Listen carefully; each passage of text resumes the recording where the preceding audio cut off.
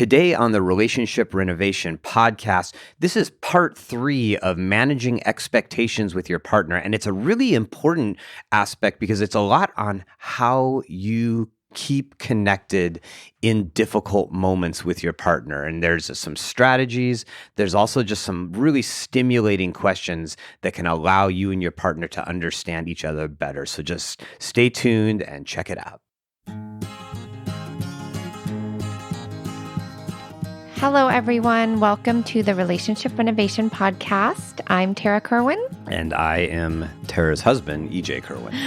Part 3, people. Everyone has been waiting. Part 3 of managing expectations in your relationships. All the conversations you want to have with your partner so that you are not getting bulldozed by unrealistic expectations. Well, and so you and your partner are on the same page, right? Like that is so important. Like we might not always 100% agree, right? But especially around expectations of what are the things that we sort of like depend upon one another, and what are the perspectives we have around very macro things within our relationship and the very micro things. That this series, Managing Expectations 1, 2, and 3, will take you through a process where I think you'll come out of it being like, okay, we sort of know we know what we both expect. We know where we're challenged in those expectations, and we're going to be a heck of a lot more prepared to deal with difficult moments and understand each other. So I think this has been like an amazing little series. I do too.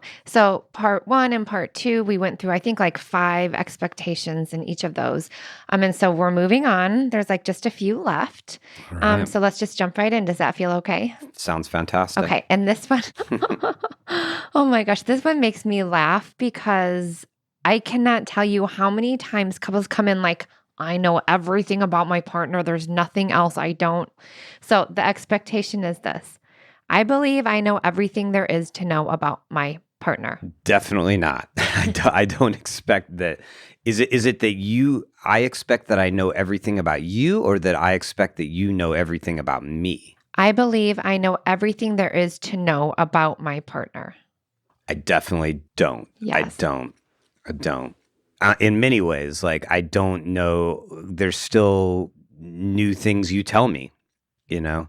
And there's also just new ways I see you adapt to your environment and stuff. So I definitely don't. And it would be pretty unhealthy for me to believe that or have that expectation, because then you would be like kind of flat to me, you know? You wouldn't have the complexity that you have. But I think this is why a lot of couples stop getting curious, because they literally think they know everything they need to know and they take their partner for granted and they stop being curious about the other person.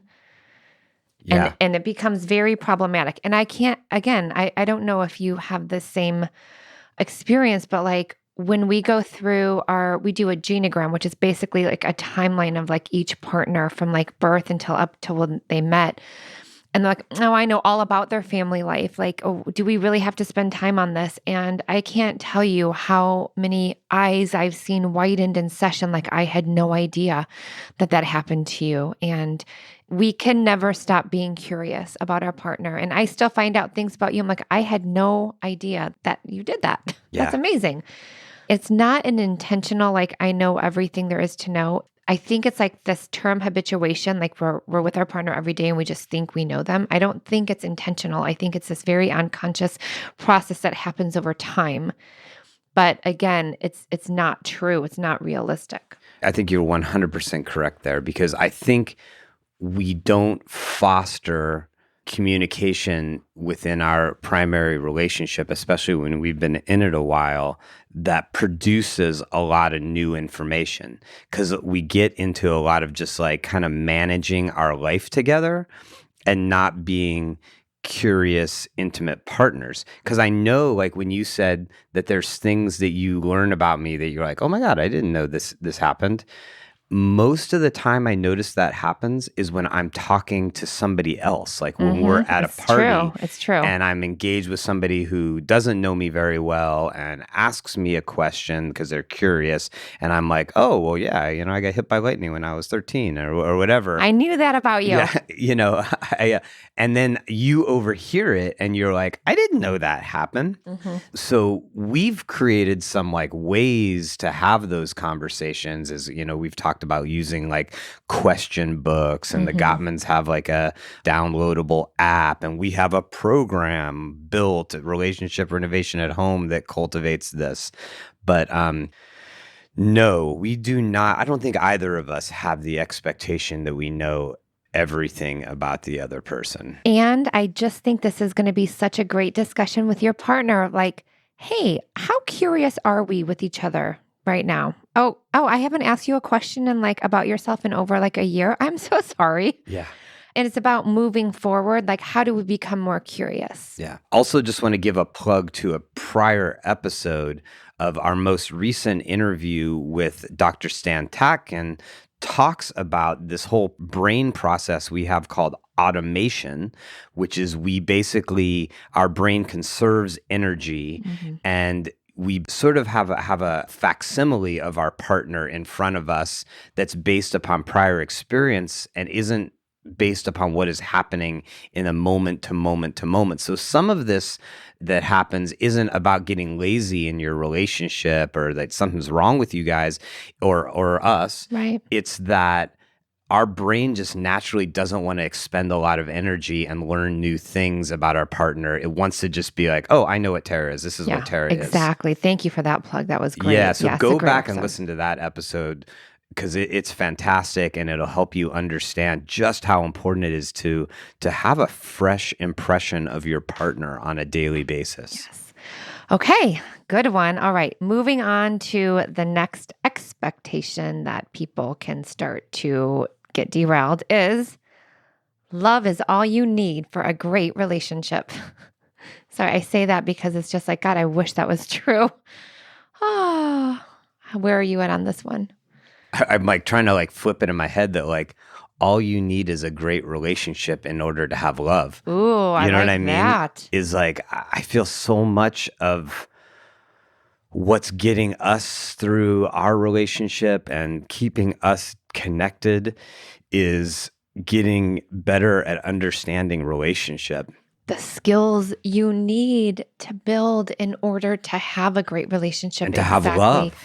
And to have love. Emotional safety is such a huge component of love. Yeah, and connection and agreements and being present. And so Planning, team partners, structure is so important. yeah, I want to like, again, we're kind of disciples in some ways of Stan Tatkin, and I want to plug something he talks about as well again is love sort of brings us together. Agreements keep us together. Agreements, yeah. And so I think like I want to foster the love between you and I as much as possible throughout our life together. And I realize in order to do that, I have to get really good at relationship. And I also got to get really good at personal growth. I think that's something, maybe that's like our strongest component in what's helping us keep our relationship healthy is that both of us are pretty fiercely committed to our own personal growth. I would agree with that. I think that that's a key component in maintaining love within your relationship. So again, love is all you need for a great relationship. I love how you just turn that around because we know that there is so much more than just love in order to have a healthy, successful, lasting, long-term relationship. Yeah. You could also like we won't, but you could tear apart love into pieces too, like all the aspects of our love that we have to cultivate in order to remain connected. So I don't know, is that controversial at all, Tara, saying that love isn't the only thing? Like, do you feel like that's at all tough? No, because it's again, like we have different types of love. We have different types of love for our parents, for our children, for our intimate partner. Right? I mean, we love them, but like, I wish that was enough. right? But it's not, because we have to learn the skills needed to build emotional safety with our intimate partner in order to grow and constantly transition. Yeah. What would be perhaps problematic if you did have that expectation of that It's love like is that all we need? Pollyanna approach. Like, oh, we love each other, so everything's going to be fine. And like that there's not a necessity for personal growth or relationship growth. Like Yeah. it's just that like I'm going to just keep my eyes closed and know that we love each other. It's going to be okay. Yeah, and that completely relates back to the first of this series around like conflict, that conflict isn't okay. You know, that Mm, because when that's not okay, it's swept underneath the rug. Like conflict's not okay, so let's sweep it under the rug. Also over here on the love side, like, oh, we have love, so we'll get through this. It'll just figure itself exactly. out. Well, and these next two that we're going to talk about, our final two, like totally approach that, what you just said. Okay. Because the next expectation is, again, I'm like, this is an important one. Everyone is, but I read these and I'm like, oh my gosh, yes. Keeping silent about something bothering me is better than causing unnecessary problems in our relationship. Holy heck of what we have had to like work on, because you would Yeah. keep silent because you didn't want to like, ruffle the feathers. And I'm like, why didn't you tell me? I deserve to be told. Yeah. So I'm going to repeat that one. Keeping silent about something bothering me is better than causing unnecessary problems in our relationship. I mean, definitely not.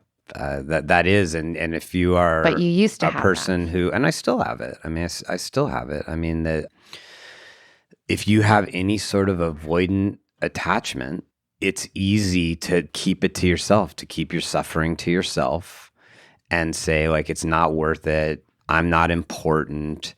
I don't want to upset her. You know, there can be 100 different reasons. This isn't the Oh, I time. can see he's really stressed out. I'm just not going to go there Yeah. today. And there's like parts where you're like, okay, if you're like, you know what? Like, I can see that like EJ's got a lot on his plate. Like, I actually can like navigate this on my own. I can self soothe this for me. Like, those things are fine.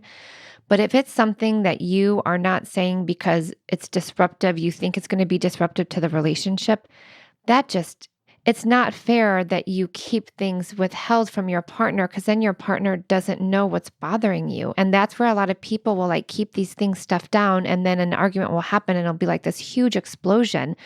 And it's like, I never knew that. I had no idea you were feeling that way. You've been feeling this way for 10 years. What in the world? Yeah. I think a great metaphor here is like, because what you're speaking about is like, maybe I don't have to immediately every time bring it out. But the metaphor for me is like, do I put it in a safe and lock the safe and throw it in a lake? Or do I put it into a file that's on the desktop that I'm ready when the time is appropriate, when we're both in a window of tolerance, where I prepare Tarah for the fact that like, hey, there's something I really want to talk about that's like, you know, maybe a little more Yeah. challenging for us, that I have access to it. It's right on my desktop. Here we go. I want to share something for you versus it being at the bottom of a lake. And here's the thing, it's never at the bottom of the lake. It is stored in our body. Mm-hmm. And there will be a time where it sort of erupts, and it's going to be a heck of a lot harder to deal with it if it's been locked away for a long time. Right. And let me just tell you like what it's like as the partner who, because I'm always like letting you know what's going on, what's bothering me. I am like, yes. I never noticed that. But when things come out and like that you've never told me, I feel like, oh my gosh, does he not think I can handle it? Does he not trust me? It makes me feel like you don't trust me, like I can't handle it. And that just feels so unfair. Like, at least give me the chance. I might blow up. You might have like just freaking got me on the wrong time, wrong day. But I'm thinking like 9 out of 10 times, I'm going to be like, I had no idea. Thank you for letting me know. But at least you give me the chance. You trust that I can actually handle it. And who is it for you to decide that I can handle it or not handle it? That's what it feels like. And again, that can bring so much mistrust and resentment in a relationship. You think, because I know, EJ, you think like, I'm just trying to do this to like just keep everything cool. And actually, it's such a disservice to the relationship because you don't even give me the chance to respond. And I think like if I'm flipping the mirror up here to myself, and in flipping the mirror to myself, then helping you understand is if you're having this discussion with your partner and your partner is the one who sort of will just like, no, I don't want to deal with it because I don't want to cause problems within our relationship.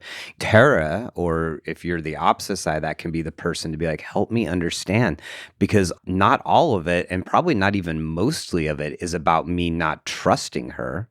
It's about my own personal discomfort or fear around dealing with things, around like, does anybody even care? Will anybody ever really be responsive?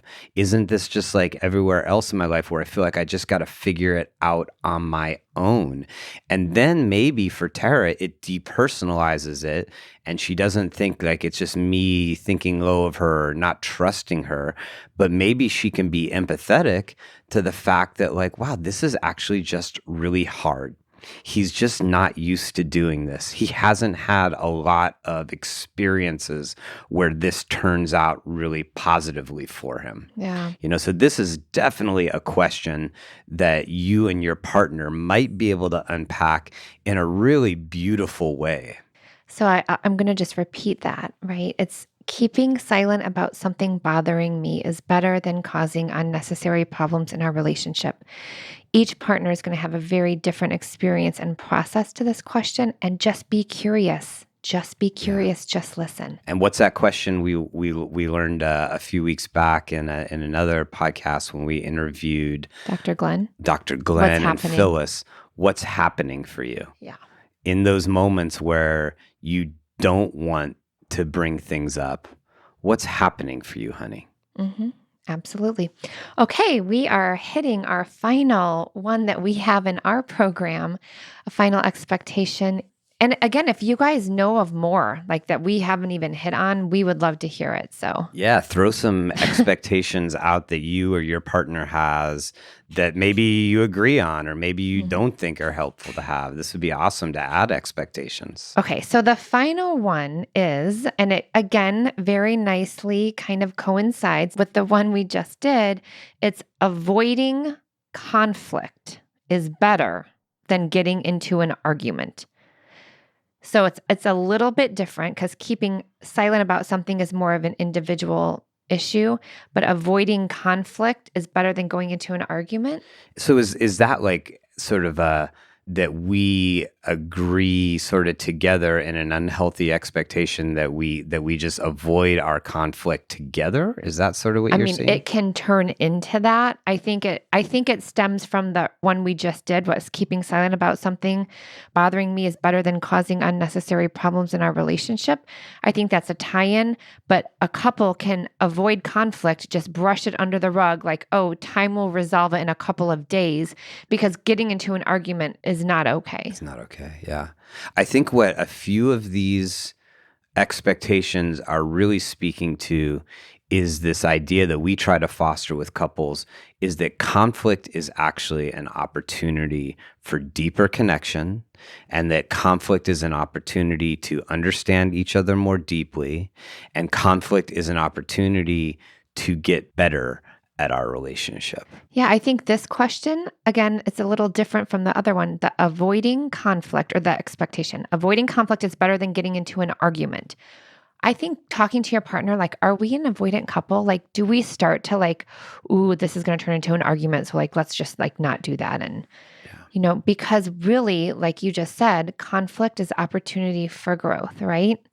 Our partner is our greatest teacher. Be patient for the lessons. Maybe you can have agreements around what arguments look like, right? Like that's where you bring in your code word. That's when you say, hey, I'm going to need to have this time out, but we're going to come back to each other. So I think it's about talking about it. Do you have that expectation that avoiding conflict is better than actually getting into an argument? And if so, like kind of talking about why actually getting into an argument could be very helpful and powerful, but you also have like contained arguments where you have agreements. We're not going to use the word divorce or threaten to leave, and I just think it could be very powerful in setting up structure to when there are arguments, because it is healthy to have arguments in your relationship, but you both have an understanding of expectations of like what that will look like. Yeah. So I want to like go a little bit macro here on we've gone through over these past 3 episodes these 14 expectations, right? And how you and your partner can have sort of unified expectations around a lot of things. And the way it's placed into our program is it's a little bit earlier on, right? And we're not taking a deep dive into exact points of conflict between the two of you, but we're sort of looking at like, what are our agreements within our relationship?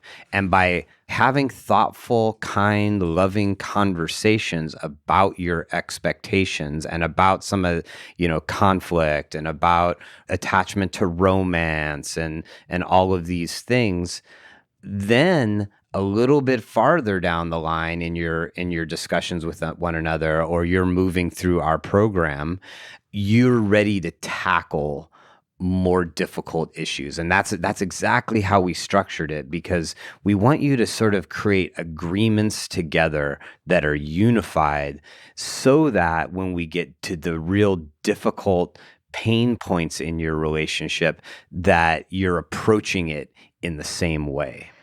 Absolutely. And again, just to kind of reintroduce the expectations we talked about today, I believe I know everything there is to know about my partner. Love is all you need for a great relationship.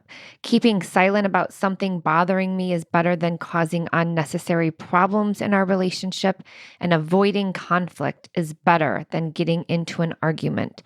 Having these conversations around these expectations, realistic or unrealistic, can do wonders for you as an individual and for your relationship. So if you happen to just like discover our podcast today, and this is the first episode that you listen to, this is part of a 3-part series. So you might want to jump back a couple of episodes, because we started with expectations maybe that are a little more general, a little more easier to get unified in your expectations in your relationship. And then as we move through each episode, they got a little more complex, a little more nuanced, but overall, our goal is to help you guys be on the same page. And we want to hear from you how these conversations went. Did you notice a shift? What was that shift like? Do you feel more connected? Was it a total train wreck? We are here to support you, hear from you. And again, our goal, our passion, our dedication is to healthy relationships. It changes one couple, one family, community, world at a time. Yeah, so check out our program, Relationship Renovation at Home. This is just one small piece of that program. You can download a free sample to check out the program first. Has videos, has downloadables, has, once you subscribe to the program, it has like email reminders to keep you guys moving through this. We've gotten tons of incredible feedback of people who've gone through the program and said, wow, this like significantly shifted our relationship in a positive way. So please check out relationshiprenovation.com and our programs, one of them being Relationship Renovation at Home. And always, we are just like so appreciative of our audience when you give us a review, give us a rating, tell a friend about our podcast, because we know when we have a healthy relationship, we have healthier families, we have healthier work lives, we have healthier communities. And that's our mission here, is making this world a better place through fostering really healthy, intimate relationships. Yes, absolutely. And as always, take care of yourself, take care of each other. Bye-bye. Bye. Me and you just singing on the train, me and you listening to the rain, me and you, we are the same, me and you have all the fame we need. Indeed, you and me, are we